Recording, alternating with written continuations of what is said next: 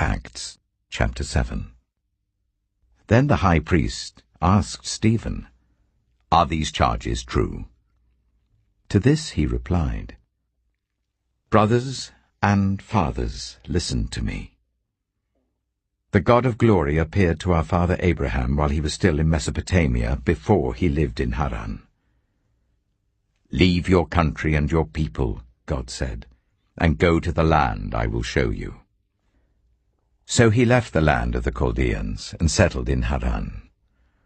After the death of his father, God sent him to this land where you are now living. He gave him no inheritance here, not even enough ground to set his foot on.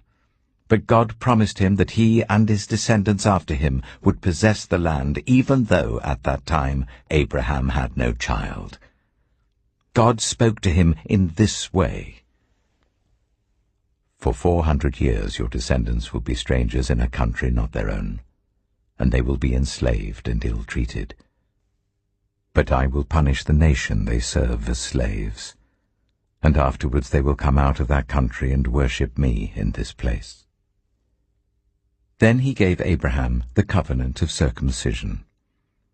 And Abraham became the father of Isaac, and circumcised him 8 days after his birth.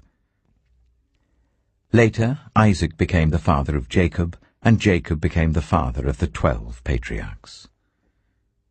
Because the patriarchs were jealous of Joseph, they sold him as a slave into Egypt.